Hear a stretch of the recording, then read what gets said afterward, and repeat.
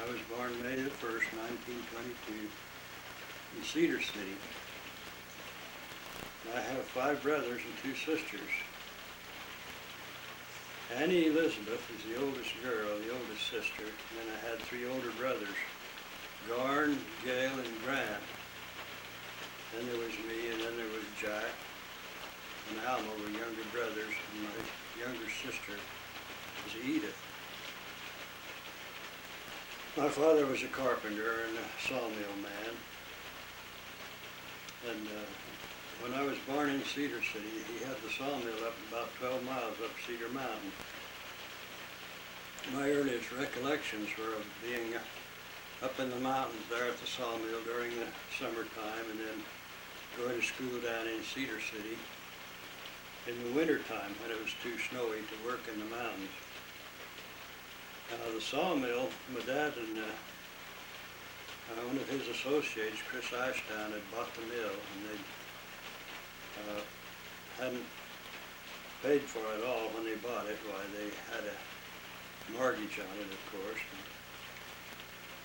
Anyway, I remember being up there on the mill when I got old enough to remember. My older brothers, Gail and Garn, set the ratchets on the mill. The ratchets were they'd put into the logs, and then it would make it so the lumber came out the right size, 1x4s or 2x4s or 1x12s or 2x8s or whatever. They did that, and the slabs and edgings that came off the mill were used to feed the steam engine. There were steam sawmills in those days, and they used the wood, the scrap lumber, to heat them with, and they'd have the water in for the boilers. And I remember that old mill turning over, and it really made a racket when that saw would bite into the logs, and they'd pull it, the slabs would come off, and then it'd one side and then off from another. And I used to stand there and watch that quite a bit of the time.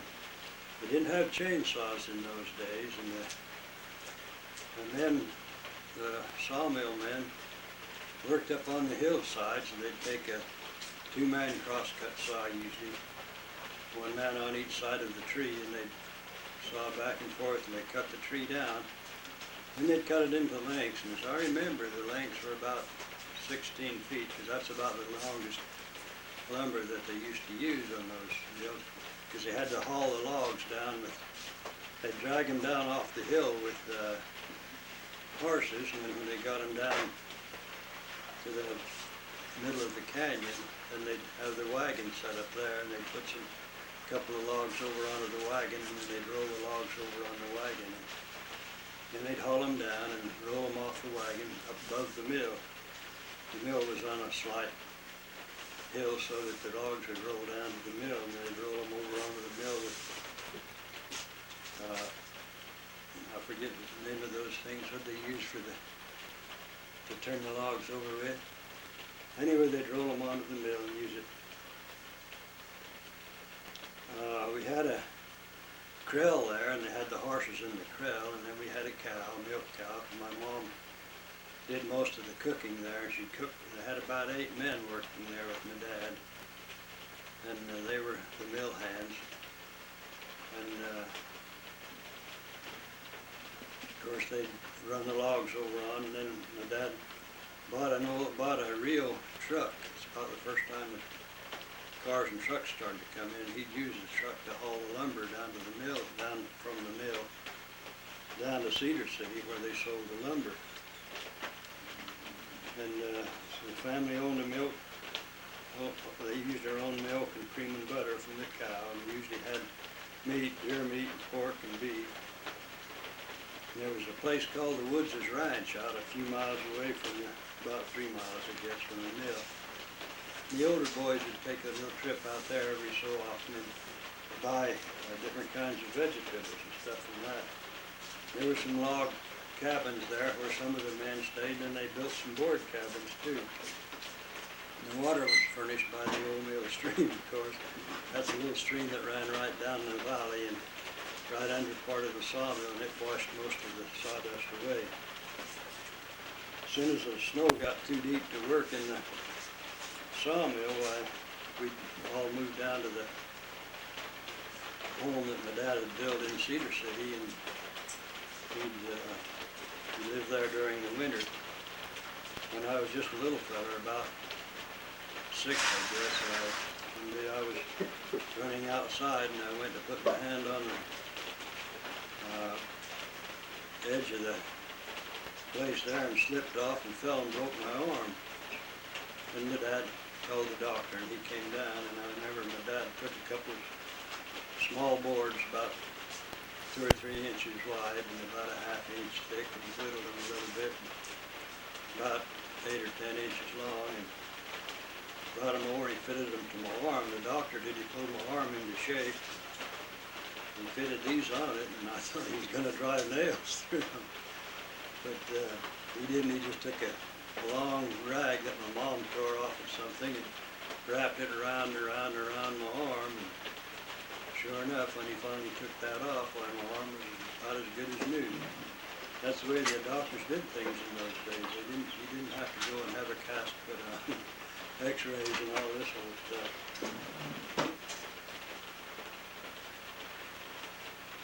So about my happiest times, I believe, were when we were up at the sawmill, there down Beach, down at the house there in Cedar City. Of course, we went to school, and I remember my grandfather and grandmother coming there and visiting with me.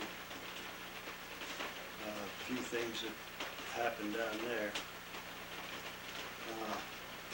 Then it came along towards time to when the Depression started. When this started, why, my dad was sawing lumber and he was shipping it down, and Brother Ashdown was selling the lumber. And it got to where people were, it got to where jobs were getting scarcer and scarcer, and money was scarcer and scarcer. And about that time, why, it got to where everything was really high. If you went down to buy some bacon, why, somebody said that they took a silver dollar and laid it on a slice of bacon and carved around it, and then you gave him the dollar and you took the bacon. But right about that time, things got to where you couldn't get any money. And so the people needed the lumber, and so they'd say, well, I need the lumber, but I haven't got the money, and when I do get the money, I'll pay you. So my dad and the men up there at the mill were sawing the lumber, and they were selling it, but they weren't getting any money to make the payments on the mill. Finally, the loan company came and foreclosed on the mortgage, and they came up and told my dad, they said, well, if you're not able to make a living off from it, why, you move off and let somebody else come that can. And his men were all there and listening, and it sounded pretty bad for my dad that they thought somebody else could run the mill better than he could, and that they could make the payments if he couldn't. So he said, well, okay, I'll move off. So he did. He took his Rio truck and moved the family back down to Cedar City. And the mill was running. I was there when they come and shut it down. The mill was running when they come and told him to shut it down. And he shut it down and asked him what was wrong. They said, well, you're not making your payments. He said, well, I'm paying the interest. And they said, well, that isn't paying the principal. He says, we can't afford to live off the interest. And so it made it look like that he was kind of a scoundrel in front of his men. But it wasn't that way at all. His men were really for him. Anyway, he moved off, and of course the loan company went and tried to get somebody else to take care of it, to start the mill up again and make it pay. Well, everybody they talked to would say, well, who's been running the mill? And they say, Art Wilcock. And they said, well, if he couldn't make it, I'm sure I couldn't. So that mill never did turn over. After my dad quit at that time, it never turned over again. In fact, years later, I went back up to the old setting with some of my brothers and sisters. Looked, and the old mill was still standing there, and the saw was still on it. It was quite a sad thing to see that old mill there and not have it run anymore. Anyway, about this time, it got to where we didn't have much to eat. Bread and gravy mostly. And then my mother took in some boarders that would eat there, and we had that fairly big house there at Cedar City, and she had some people that were going to college, college students, and they'd pay rent, and she'd feed them, and she made enough off of that to kind of feed us pretty good, but not very much. And my dad would go out and shoot a few jackrabbits once in a while, and we'd eat the meat off of them, and he'd go out and haul wood and trade it for some food and another. About that time, my grandmother, this is about 1931, my grandmother out at Panguitch died, and my grandfather, after she was buried, he had quite a bit of property there, and he divided up his property among his children, and my mother got about 125 acres, and she got the old farmstead there, the old house, and there was a well out front, and of course an outhouse out back. That's the way they were in those days. In fact, the way the plumbing worked there, one of the boys would go out to the sawmill or out to the well. We had a pulley hanging over the well, a bucket on each end of the rope, and the bucket was just long enough to reach down into the well, and you'd go out, and as you pulled one bucket of water up, of course the other bucket went down and went into the well, and then you'd pull the other bucket up. Now I can remember in the winter time, or and sometimes when the river would freeze over and the horses and cattle couldn't get to the water, why we'd have to draw water for them out of the well, and boy, that was quite a job. You know, one cow will drink about 10 gallons of water, and a horse will drink quite a bit too. And we had about 7 or 8 head of cows, and had one team and sometimes another horse, and keep us busy. So we'd spend quite a bit of time drawing water for them in the wintertime. But they had an old granary there that had some sawdust in it, and I know sometimes the river would freeze over, and we'd go down there in the middle of winter and cut blocks of ice and take them up and put them in the sawdust so that we could... Tell where it was. It was at Spry. What? Spry or Panguitch. Tell them where it was. Now that was out at Panguitch.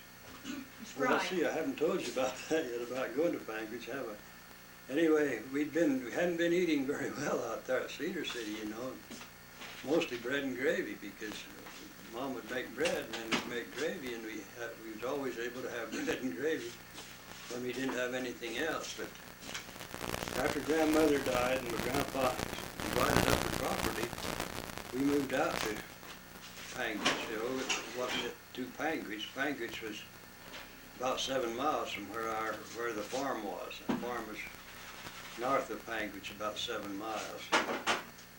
We loaded everything in the old Rio, and we were going to lose the home too, because my dad had borrowed money to build a house.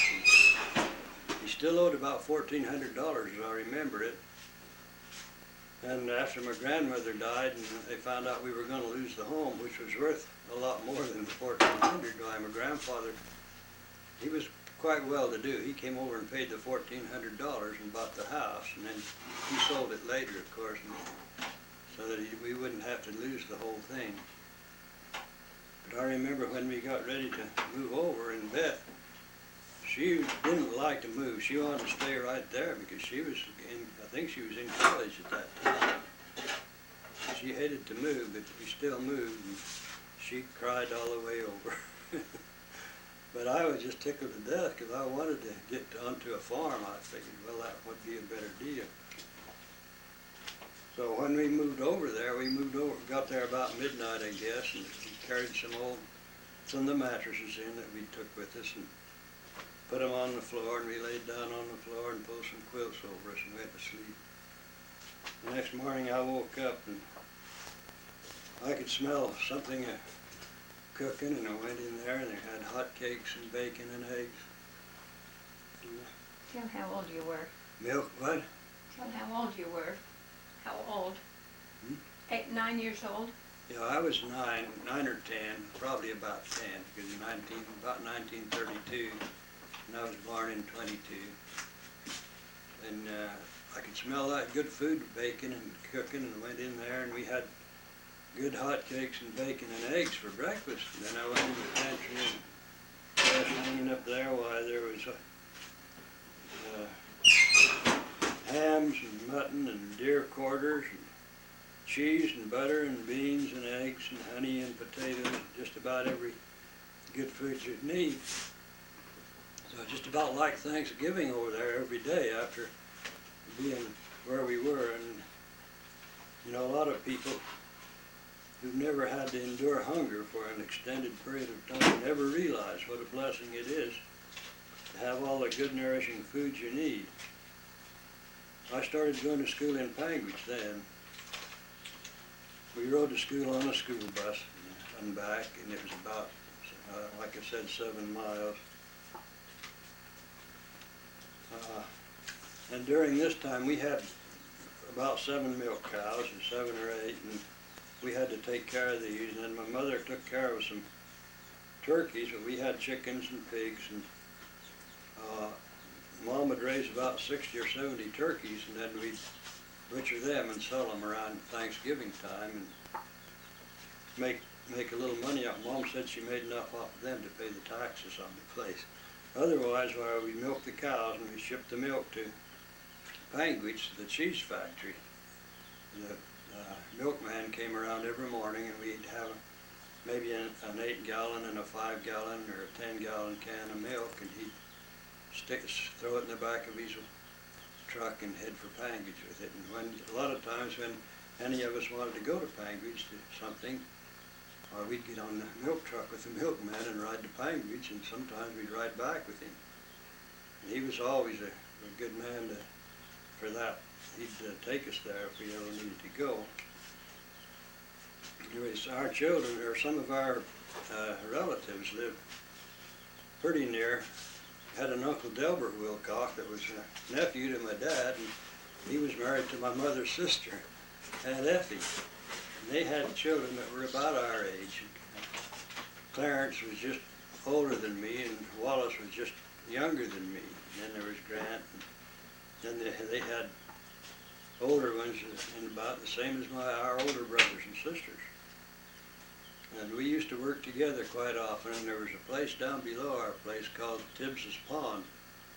And when it was a warm water spring and a nice big pond, and so every time we got a chance, we didn't have anything else to do in the summer. If there was a time we didn't have anything to do, we'd get on our horses and head down there and go swimming. We used to work together quite a bit too. The boys would come and help us. Their boys would come and help us get our hay up, and we'd go help them get their hay up. One day we were helping get Uncle Dell's hay up, and we got down to about the last couple of loads, and Uncle Dell told us, he said, well, I got to go to town. He says, you guys go ahead and haul those next other 2 loads, and don't, said, be careful, watch old Mac. Their horses' names are Mac and Diamond. They were big old animals.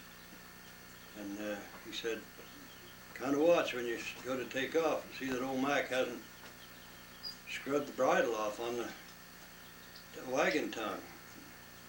He said, okay, and so they left, and it kind of tickled us that we was able to get out there and haul hay without our dads. And we jumped on the wagon, and Clarence was the one just older than me, grabbed the lines and says, get up, Mike. And then he noticed that he'd scrubbed the bridle off.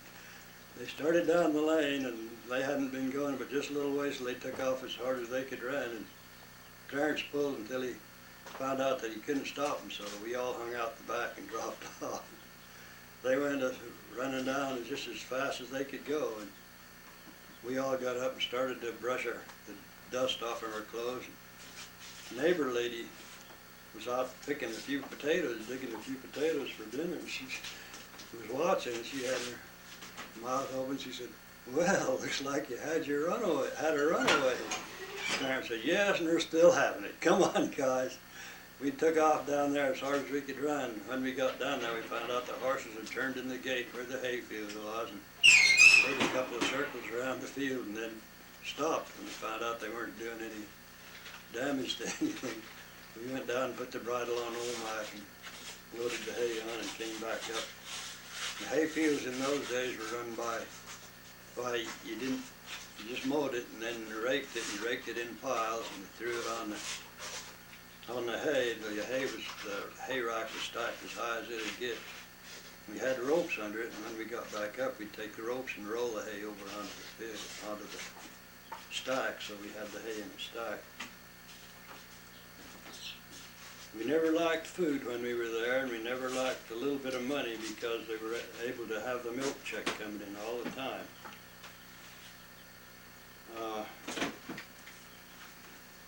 We all liked to hunt, us and Delbert and his family too.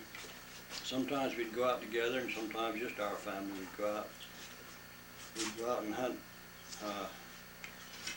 deer during the deer season time, and of course there were enough big boys we each got a big buck, and well, we had quite a bit of meat. When we got home, we'd had their heads hanging out the back of the wagon, and we'd all proud of them. Mom didn't usually go, and she'd say, "This is Arch, and this is Gales, and this is Garns, and this is Grant's." And we usually didn't get anything much less than about a 4-point. And we'd take care of the meat. Mom would bottle some of it, but most of it we'd just hang up on in the winter time, you know, when they're in the fall, when the deer hunt was. It was cold in that country. We'd hang them up on the east side of the house, or on the west side of the house every night. And it'd almost freeze, and then in the daytime we'd take the meat in and put it inside where it'd stay cold, and then at night we'd hang it back out again. That way we could keep the meat for quite a long time.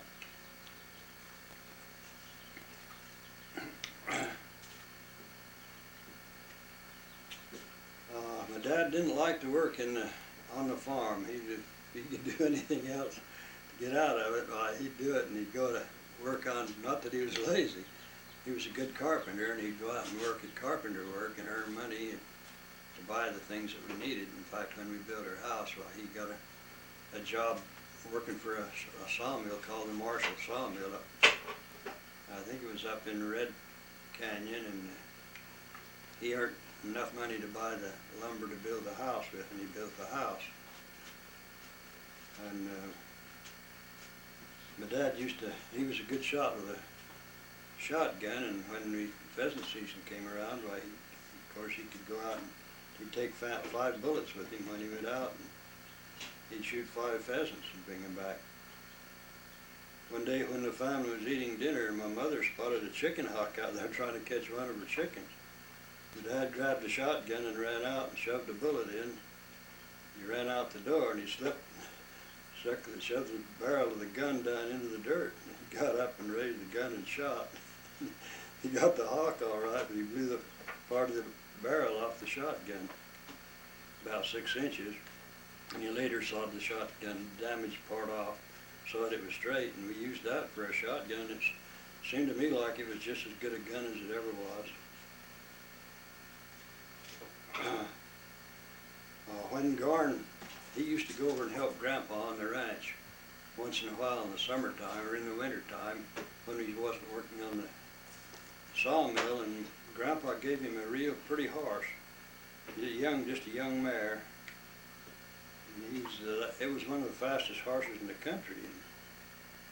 And one day, when we were all living over there, and we went hunting deer, and Garn had just put shoes on his little mare, old Dixie we called her, and she had a colt that followed us up there, and they went up in the mountains and tied the horses up at a place up there where we got off and hunted on foot. When we got back, why, he got on our horses and started to ride, and Garn's mare stopped, and he couldn't imagine what was the matter, because she was usually just a real lively animal, wanted to go all the time. And he looked and found a little bit of blood on his heel. He got off from her and looked, and somebody had shot her from quite a distance off, I guess, in the stomach. He got off, he took the saddle off from her and left her there and went down and got some hay, but when he got back, she was dead. He felt real bad about it, but he just put new shoes on her that night, or the day before we left to go up there. Of course, the shoes were kind of expensive, and so he didn't have anything to pull the shoes off with. You'd need a pair of something to pull them off with, you know, nippers. He didn't have that, so he just uncoupled her feet there at the bottom and brought her feet home. When he got home, why, Mom says, "What are those feet doing there?" And he said, "Well, that's old Dixie's feet," and told her about the when she was getting shot and dying. And my mother was real put out about it. She said, well, you shouldn't have cut her feet off. But of course, he saved the shoes that way. We enjoyed fishing up at Panguage Lake. It was about 18 miles from where we lived, and we'd go up there to Panguage Lake and fish. Usually about a couple of us would take, 2 or 3 of us would get together in the dump cart we'd made out of an old Model T, wheels and shafts. We'd take one horse, put a little hay in there and take the food and the stuff that we needed to our bedding and stuff, and we'd head out to Panguage Lake and rent a boat. The boat was, I think, was about $1.50 a day. And we'd go up there, and about half of us would go up and fish for about half a week, and then we'd go back down the other half and fish.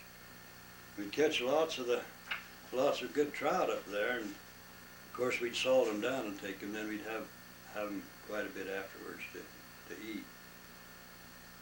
And one time we went up there, and it was the boys' time to go up. Me and Grant and Jack, I think, and Clarence and Wallace. We got in the old dump cart and headed up there. And I got up to Panguage, and I'd forgot to take a coat, and it was getting chilly. So I went in and borrowed Grandpa's old coat. He says, just take that coat that's hanging back of the door. So I grabbed the coat, and we went out, and we went up there, and we got out on the lake fishing, and I happened to reach in the pocket, and there was a big old chewing tobacco thing there, and I said, hey guys, look what I've got. And Clarence says, hey, I'll take a chaw of that. So he reached over and got it and took his knife and cut a chunk off and started chewing it. Grant says, I'll have a chew of that too. So we all got a chew of it. And pretty quick we were all getting, I guess we didn't know enough to spit it out, but it wasn't long before we were all vomiting into the lake and feeding the fish.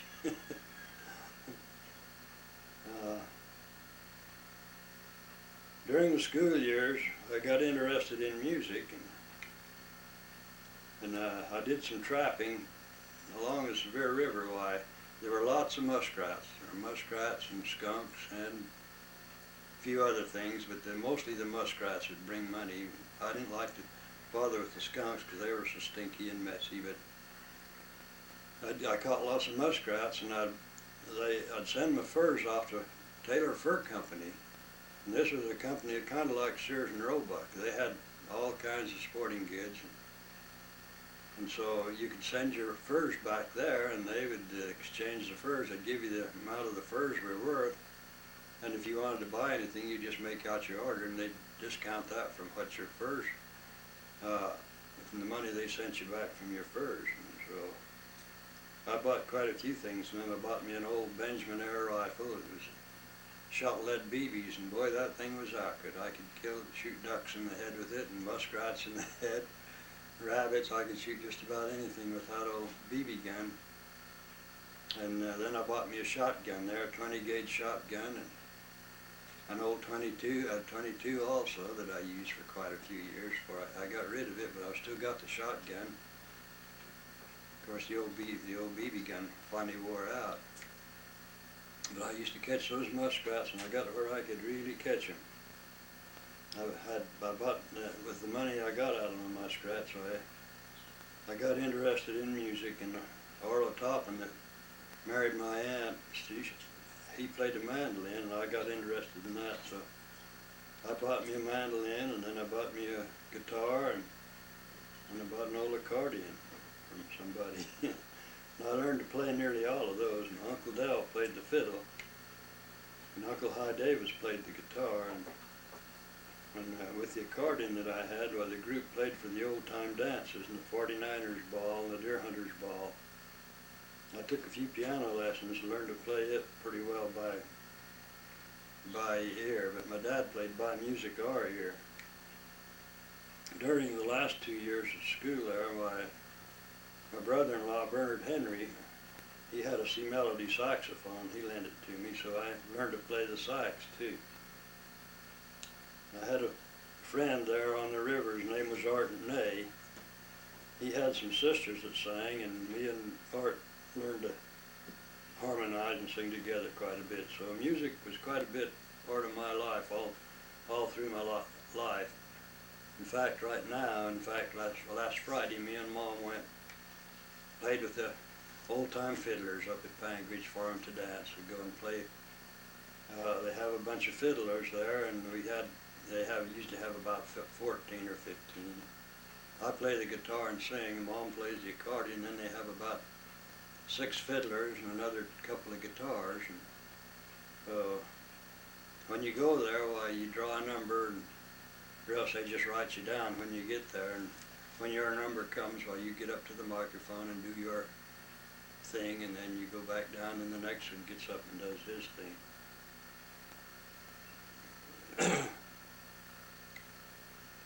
We had a range permit up at Sandy, and we used to take some of our cattle up there, our dry stock that we weren't milking or anything, and leave them up there to feed. In the fall they'd come back, or else we'd go up and round them up and bring them back. That's what they call it, round up. Bring them back home and feed them. We built our fences out of quaking aspens, and me and my dad went to Sandy once. And Uncle Dale was with us, and they drove a team. And when we got there, we cut a bunch of the quaking aspens and nice logs and loaded them, and then we had the horses. They hobbled the horses and thought they'd stick around all night. When we got back from loading the log, when we woke up the next morning, got back from loading the logs, we found out the horses had took off for home. And you know, with the hobbles on their front feet, they still got their 2 front feet and 2 back feet, and they can go pretty fast with a pair of hobbles on. And I ran all the way home, trying to catch up with them, but I couldn't catch up with them. And I wasn't a very old boy at that time. I guess I might have been 10 or 11. Anyway, on the way back, I got to the cemetery just a little while after dark, and I looked around pretty scared for a minute. I was kind of spooky, and then I thought, well, there's nobody in that cemetery, only my Uncle Henry and my grandma and some of the people that I knew. And so I walked into the cemetery and looked around and at the headstones and things. And when I left to go back home, I found out that from then on, I was never scared to go through a cemetery again. When I got home, I took the hobbles off the horses and put the ropes around them and headed back up the mountain where my dad and my Uncle Dale were. And so the next day we was able to bring the wagon down. I graduated from high school in 1940, and after I'd graduated, I went to Pasadena, California, where my older brother Gale was working in an airplane plant. And I stayed there for a short time. It was just before the war broke out. Anyway, I was able to attend the BAC, a small college in Cedar City, for a while. And there's where I met Lena Cox at a dance one night. I don't remember whether I danced with her first night or not, but I'd met her anyway. A day or 2 later, I saw her at the Institute where she played the piano for us all to sing, and I found out that she played in the band there at the college too, and I played at the band too, and I rented a baritone sax, and she played the clarinet. So as we played together, and I got acquainted with her, and I decided maybe she was the one that I was about to go into to have for my companion for the rest of my life. I joined the Carpenters Union the next summer, and I was working on houses, and while I was there, the Japanese bombed Pearl Harbor. Well, I made up my mind that I'd be inducted into the Army, because I was just 19 then. If I got inducted into the Army, I'd be a foot soldier, or it'd just be where they'd put me. And while I had been working with Gale in Pasadena, I worked at a flight academy where the people were, some of the Army planes were flying, and I really liked the looks of those planes, and I thought, well, I'll be in the Army anyway, so I just as well join where I can fly. So I joined the Air Force, the ERC. That's what do they call it? Enlisted Reserve Corps. Enlisted Reserve Corps. So, but after I'd enlisted in the Enlisted Reserve Corps, me and Lena got quite thick with each other, and decided maybe we'd get married. One thing that happened when we were going together, I was out at Pine Beach, Spry they called it. I didn't tell you that Spry was what they call the farms where we lived, down below Pine Beach. Anyway, I heard they were having a dance up at Rockville, and so I decided, bought me an old 29 Chev when I was working in Pasadena, and I bought it for $50, and it was a pretty good old car. Back in those days, why, they were a lot different to what they are now. You could fix them with a pair of pliers and a little bit of baling wire. But I rode this down to see Lena when I heard they were having the dance, and when I got there to her place, she was sitting out on the lawn with a couple of young men, and I'm not one that faint heart never won fair maiden, and I walked over to her and I said, how about going to dance with me tonight? She said, sure, come on in while I get ready. So I went in the house with her, and she went in the other room and changed, got ready to go. And when we came out, I said, what about those two young men that are out there? And she said, well, they came to take me to the dance, but she said, they haven't asked me, and you have. So when we went by, well, she said, see you later, you guys. And we got in a little car and went up to the dance. Well, from that time on, I knew that I had the inside track, because they were both good-looking young men. So anyway, I felt that I had the inside track at that time. She accepted, and I brought a ring with a little money I had saved from trapping muskrats. We were married in the St. George Temple on April 3rd, 1943. Then I lacked just 10 days of being 21, and I lacked 27 days of being 21, so my parents had to sign the marriage license. After we were married, we moved out to Spry to live on the ranch for a short time. Then we moved to Salt Lake City, where I obtained a job with Aiken's planing mill in the Sugar House area. Now, I'd been working when I was in college. I was working at construction half a day and going to college the other half. And what I was taking was a carpenter's course and learning to build houses. And that really stood me in good stead, because I spent most of my life working, did carpenter work, and I was hardly ever out of work. I was always able to get a job whenever I needed it. And I was only there working there at the Sugar House area for a couple of months when I was called into active duty to the Air Force in September 1943. And Lena went back to Spry, and I was sent to Buckley Field, Denver, Colorado for basic training. Now, basic training was where you're taught how to take care of yourself if you're out doing anything. If you're out in the mountains, they taught you how to build fires and take care of yourself while you're out in the mountains. And then they taught us to shoot and use the bayonets and run the obstacle courses. From Denver, I was sent to Jamestown, North Dakota, where I learned navigation, mathematics, and other meteorology. What I was trying to get to be when I was in the Air Force was to be a fighter pilot. P-51s were the airplanes that were the fastest and the best fighters they had at that time, and that's what I was trying to learn to be. After 3 months, I was shipped to War Eagle Field, California, for primary training, PT-13s. These were biplanes, and while we were there, I was able to have Lena join me for a while. She brought our new little baby girl, Gloria, who was born while I was in Jamestown. Where at? Jamestown. Jamestown, North Dakota. I tried to get to go home to while she was born, but when I checked with with the CO to find out whether I could go there, they called the doctor, and the doctor said, well, she's doing okay. He doesn't need to be there, so they didn't let me go there while the baby was born. She was born on February 18th, 1944. She was about 4 months old when I first saw her.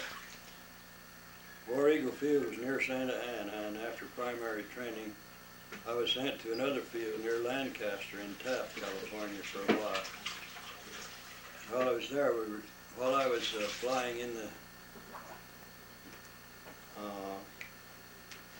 Taft, California, I graduated from the primary training where I was flying the little ones, and I was pretty good with them. And when I got there, we were in the BTs. That's a little faster plane and bigger ones, and I was learning to fly working towards being a fighter pilot. That we were just about through with that school, and they came up with said that they had plenty more than enough fighter pilots now. They said if you want to keep flying, you'll have to go into multiple engines. That meant bombers, B-17. You know, B-17s were the biggest, and then they had the other, the B-24s and B-25s and twin-engine bombers. When I went in, I didn't know which one I would be if I was going to be a pilot, but that didn't matter anyway because I hadn't been in pilot training too long in the multiple engine group when I washed out because I couldn't instrument landings and stuff like that, and I couldn't tell the difference between the true cone of silence and the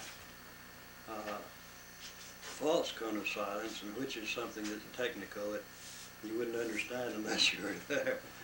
No, I washed out of that, and they said, well, if you want to continue flying, well, you've got to be a gunner, become a gunner in one of these bombers. So I said, well, I'd sooner do that than quit flying. So I was sent to Kingman, Arizona, to the gunnery school. While we were there, I was put into a crew of B-17s. That was the biggest bombers they had then until they started the B-29s. You know, the B-29s or B-17s were a real good gunner. They had guns, upper local, that's on top, and waist gunners and a chin turret. It was found that they had a blind spot defective on the underside. They didn't have any gun underneath, which enabled the German fighters to fly under them and shoot them down.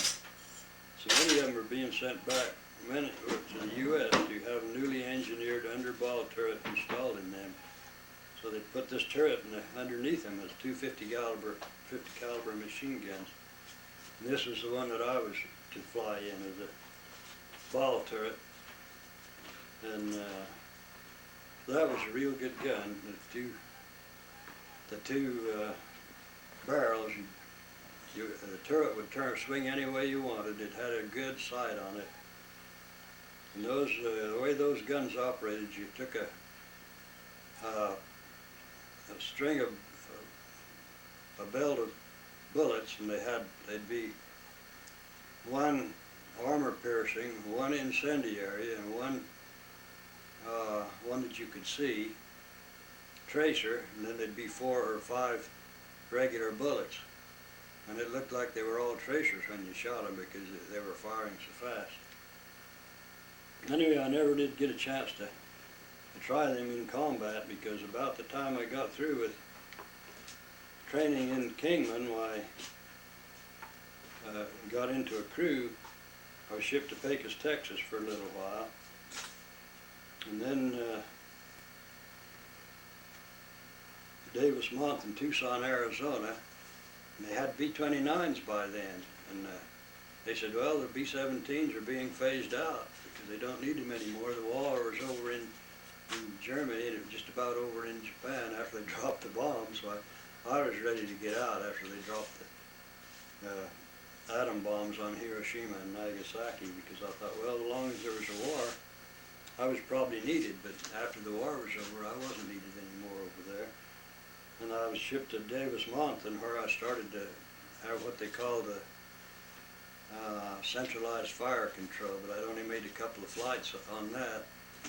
And I come home one night and from one of the flights and looked on the bulletin board, and one of my buddies said, "Hey, Art, your name's on the bulletin board here."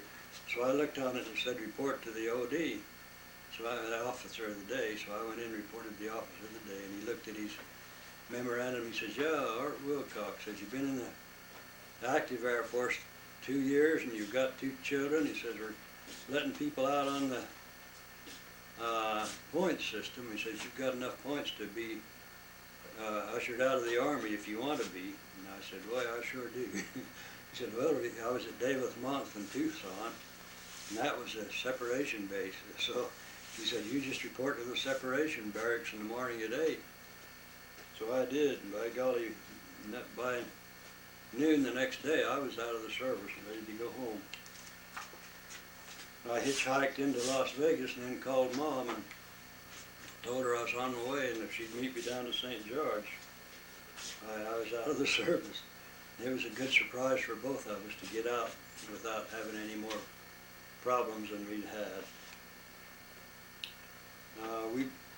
As soon as we discharged, I caught a ride to Las Vegas, yeah. Me and Mom Lena purchased a lot in Rockville that had a part of a house built on it, a basement. We fixed it up to be a little bit livable, and there we stayed for a while. And our brother-in-law, Clement Broderick, had a job working for J&J Mill and Lumber in St. George. And so I got a job there working for him too.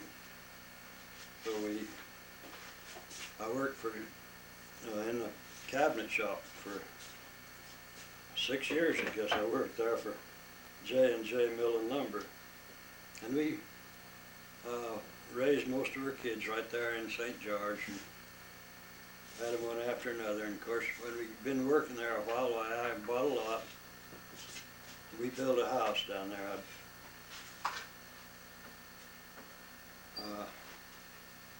When I was working for J&J, I was working for $1.25 an hour. And I'd been working 75 cents an hour first, and for about 8 hours a day, 6 days a week, $36. And when we left the company, I'd only advanced to $1.25 an hour. I went down to Las Vegas and worked for a while, and I'd get $3 an hour down there. And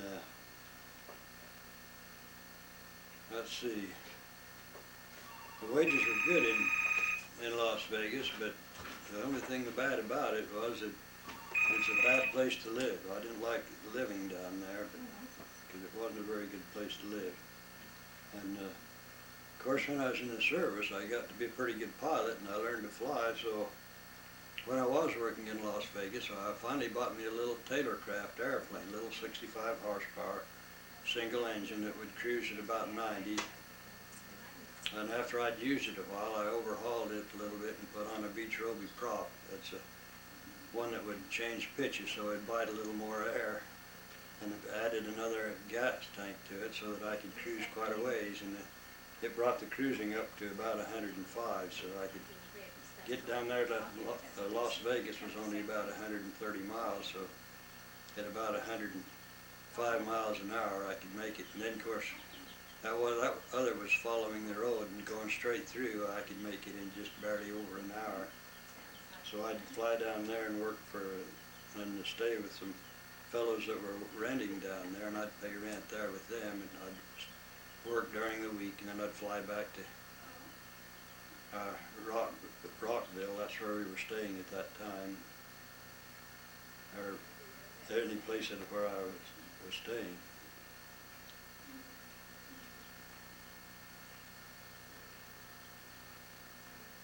We did buy a house down there in Las Vegas, and lived down there for a little while.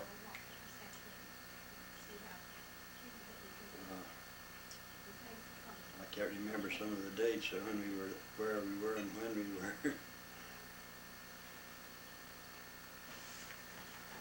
I'm going to turn it off for a little bit, Mom, and I'll...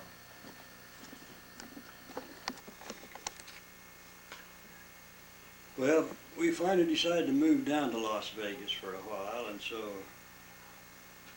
we moved down and bought a house down there in September of '54, so I wouldn't have to travel back and forth. And I still kept my little plane though for a while.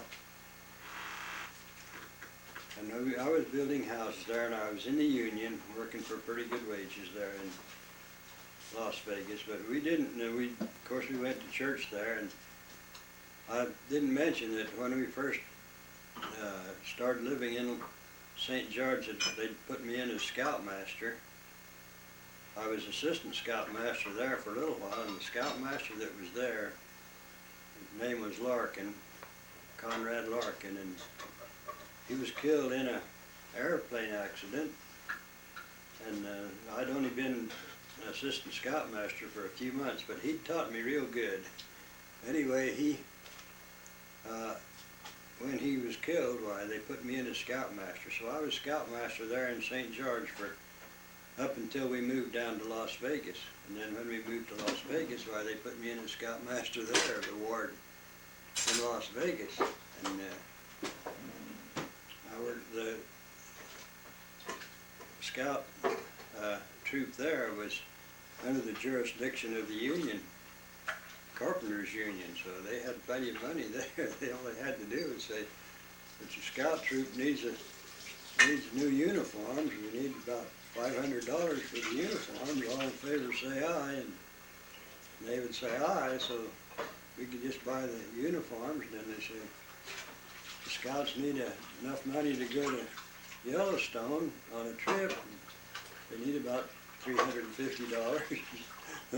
So they just okay it. But it was different when the troop in St. George, the troop, they earned their own money and bought their own uniforms and did the things that they did. But I was a pretty good scoutmaster down there in St. George, if I have to brag on myself a little bit. In fact, I was a scoutmaster for about 30 years, counting Las Vegas and St. George and La Verkin. But I'd take my troops out in the mountains camping quite often. We tried to make at least one overnight a month, and we'd go out to a 5-day camp out in Lost Camp or places up at Beaver Mountain, places like that. So I took my scouts out a lot, and I took my family out camping and hiking and hunting and fishing. And when I was about, I guess, between 25 and 30, one of my scouts that I'd had for a scout took up the bow and got to be a pretty good archer, and he came up and talked me into starting to bow hunt. So from then on, as soon as I went out and killed my first deer with the bow, that kind of ended my rifle hunting career. I'd hunt with the bow from then on because I was good with the bow, and I could sneak up on the deer and get the deer with the bow. Anyway, when we finally decided we'd move into Las Vegas, so I wouldn't have to travel back and forth, and we moved into there in '54, and stayed there until '56. But we didn't really like it there in Las Vegas. The people weren't like we liked it, and it wasn't like a small place like St. George, and so. And until we got to '56, we decided to move back. So we moved back to St. George in '56. And I got a job working for William Hackwell. In fact, I worked for Bill Hackwell for about almost 20 years. We were building homes, and I was pretty good with reading blueprints and so on, and I could figure out how much it was going to cost to build a house. And so he'd usually give me the plan,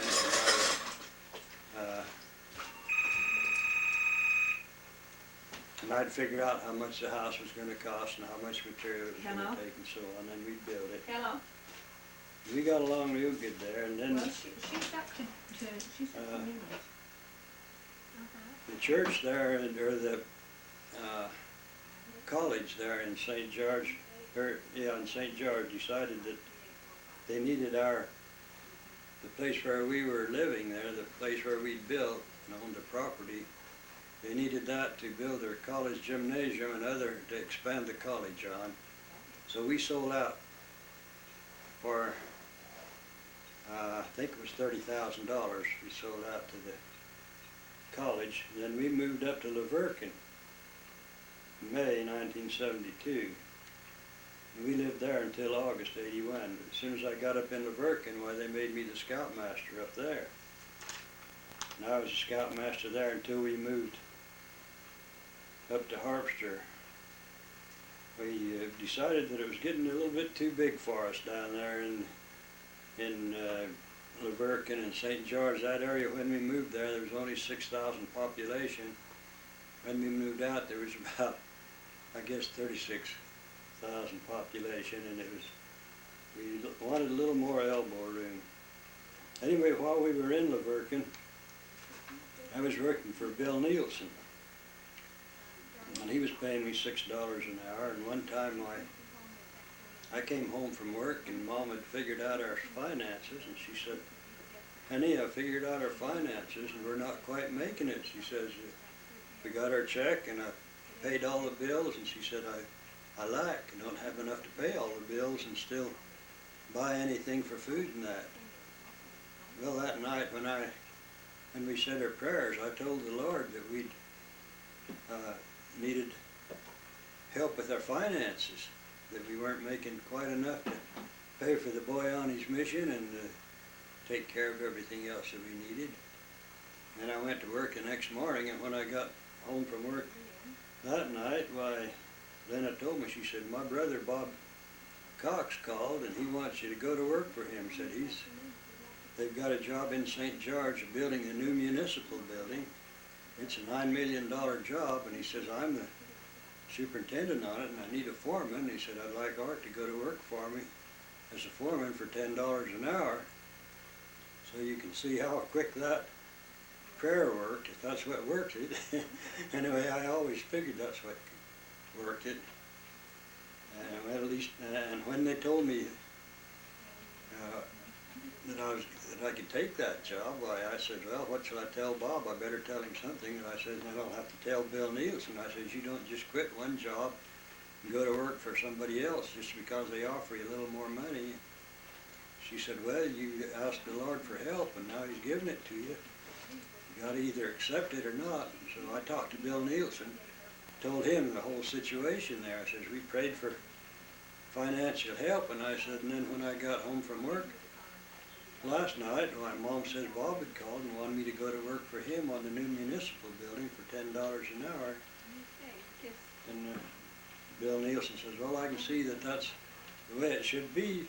He says, "You go ahead and take that job." And then he said, "When that job is over, if you want to come back to work for me, you can." But I never had to go back to work for him. After we got through with the job, I'm going to get a little bit sentimental when I think about these things and how good the Lord's been to me. Anyway, we went on and built the library down there. It was about a $6 million job, I think. And then I was still working with Bob Cox when we went up and built the chapel up in Springdale, and I was his foreman up there. About the time we got through with that, and we decided to move from there to a smaller place. So we came up and looked over the country up in Idaho. We found a place that we really liked, and so we bought the place up here and went in with Dean Earl, our son-in-law, of course, Laura, and Gloria Taylor, and we bought 47.5 acres between the three of us. And we've been living up here in Harpster ever since. We built a pretty nice little home here, and there's good hunting and fishing up here, and lots of wood. We got a big chainsaw, and we cut wood and lodge poles, and we build a lot out of lodge poles and things.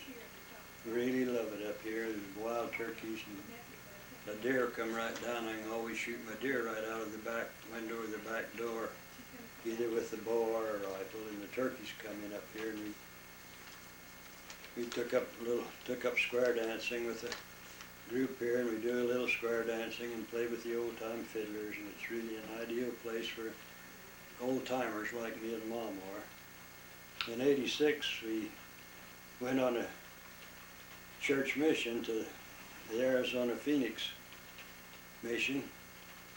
It's kind of interesting there because when I've never been much for doing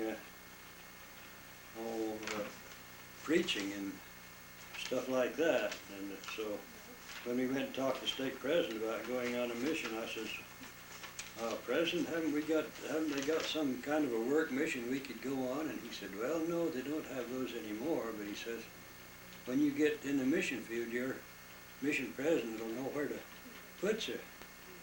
So when we got there, the mission president talked to us, and he said, what kind of work did you do? And I told him I was a carpenter, and he said, and what else? And I said, well, I was a scoutmaster for about 30 years, and he said, well, what we need is somebody to take care of the trailers. He said, we've got trailers that the elders are staying in. We've got 35 or 40 trailers out in the Indian reservations, and he says, we need somebody to take care of these trailers.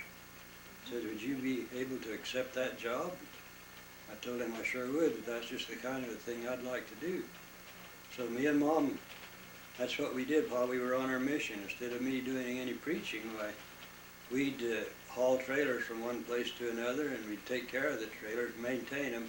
When the elders needed something, some of them were, not only the elders, but some of them were sisters that stayed in some of those trailers. And they just call up and say, we need this and this, and we need our, say the water tank, or we need something fixed that we're having problems with. And so we'd get in the mission truck and go take care of the things that we needed to maintain the trailers. We'd put in glass if any windows were broken, anything that they needed, we did it. And so there for over a year we did that, and then when we got the time for us to go home, there wasn't anybody to take our place.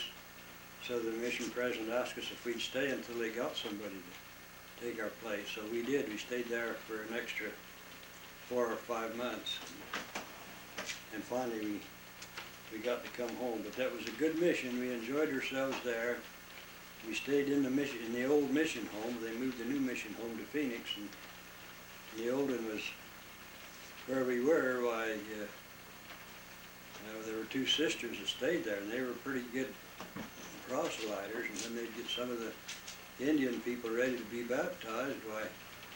When I got home from one of these trips of moving trailers and stuff, they'd say, no, we've got these people here that we need to have you, if you'd be willing to, what do you do with them now, Mom? Baptize them. Interview them and baptize them. Interview them and then baptize them. So I got quite a few people that I was baptizing, to my credit, that I didn't have to do any proselyting. But it was a good mission, and we enjoyed our mission. We got back in '87, and we've been here ever since. Now, just lately, one thing that's happened to me is that I started getting short on breath when I'd climb the mountains with the chainsaw to cut down a big pine.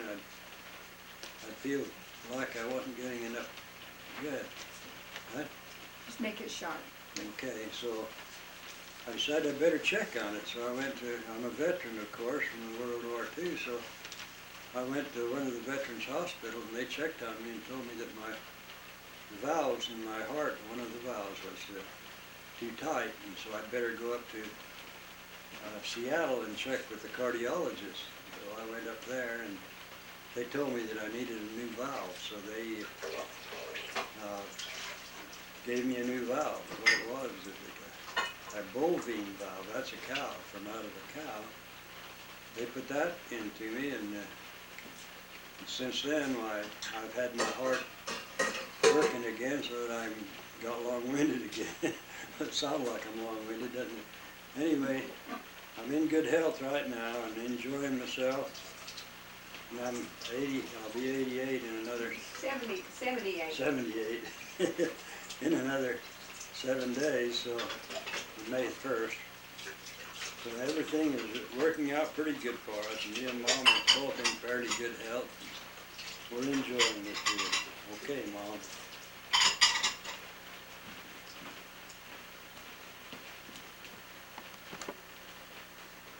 Maybe I'll mention one or two things that were kind of interesting to me.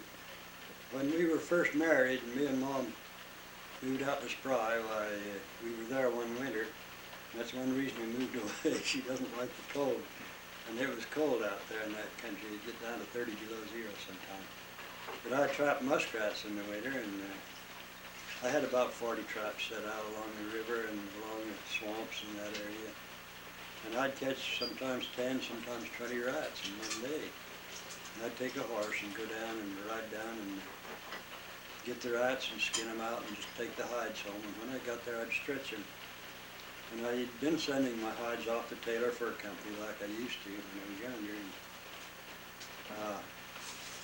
one time when I was out on the trap line, a Jewish man came there, a hide buyer. There used to be hide buyers in those days, and they'd go around to the different farms and they'd buy cow hides or coyote hides, anything you had.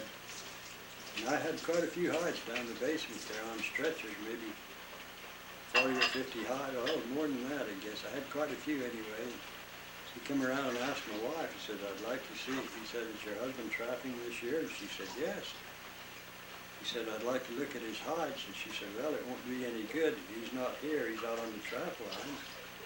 He came another time and I wasn't there, and he looked at him. And the third time he came, I was down chopping wood. And he was quite excited. He wanted to see my hides. He came down. I said, well, you can look at him, I guess, but I said, I'm getting a pretty good price for him out of Taylor Fur Company. I think I was getting about $1 a piece out of them, and that was, it used to be that I'd get 50 to 75 cents a piece for them. Anyway, he said, well, let me look at them. So we went down to the basement, and I got them out, and he looked at them, and they were good prime hides. I don't remember how many I had, but after he looked them over, he said, well, I'll give you $2.10 a piece for them.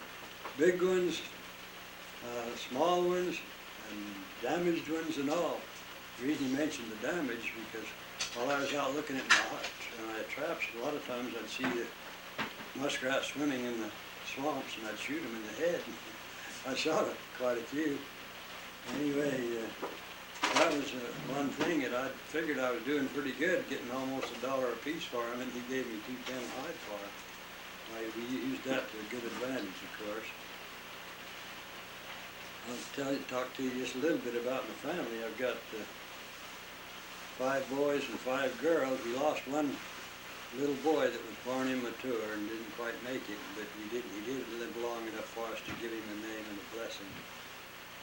And the stake president was the one that was the doctor that worked on him, and he said, well, I'll name him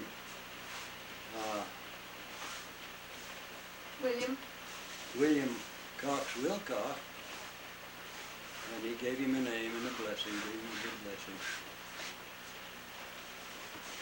But my children, I've got 5 boys and 5 girls. My boys, the older ones, all took up the bow as soon as they got old enough to hunt. Of course, they hunted with me all the time, and they went camping and hiking and fishing, a lot of things like that that we enjoyed doing.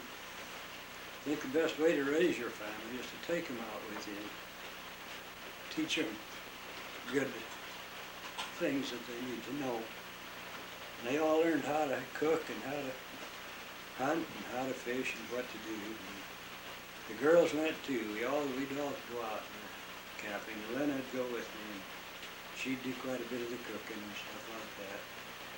So we've had a real good life with our family. We all play music and we enjoy ourselves, and we have good relation right now whenever they come to see us. We enjoy playing music and doing the things that we like to do.